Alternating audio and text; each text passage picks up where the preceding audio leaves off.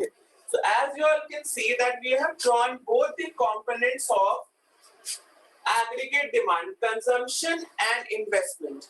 Now how we will calculate the aggregate demand, total aggregate demand, because on this diagram we also have to show the aggregate demand. So aggregate demand will be nothing but the horizontal summation of the consumption line and the investment line. जब हम इन दोनों का add कर देंगे तो हमें हमारा aggregate demand curve मिल जाएगा. So the aggregate demand curve will be drawn above the consumption line and it will be parallel to the consumption line only. जो shape हमारी consumption line का है, same shape हमारी aggregate demand curve का भी होगा. So consumption line के ऊपर से हम अपना aggregate demand curve बनाएंगे.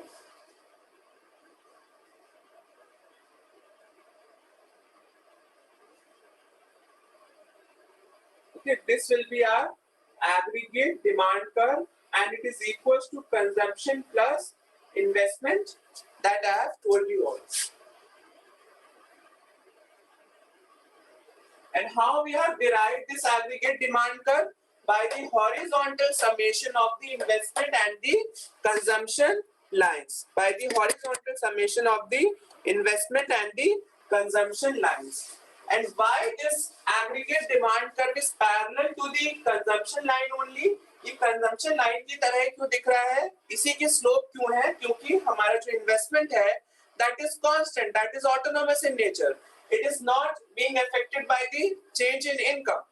Okay, so हमारा जो aggregate demand होगा, वो that will be parallel to the consumption only because whatever change will happen in consumption, that equal change will happen in aggregate demand also, since our investment is autonomous in nature. So what I have told you all, that what will be the equilibrium point? The equilibrium point of macro in an economy where the income and output will be in equilibrium condition, it will be the point where the aggregate demand and aggregate supply are equal.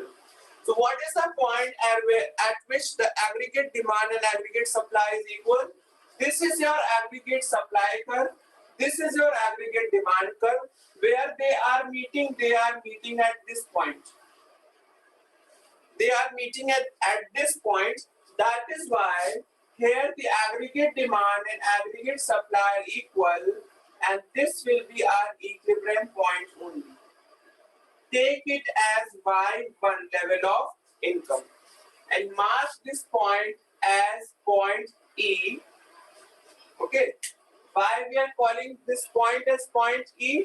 Because over here at this point my aggregate demand is equal to my aggregate supply.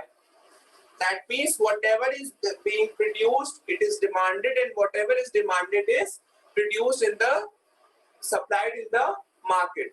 Neither the producers nor the consumers would have the incentive to move away from this point.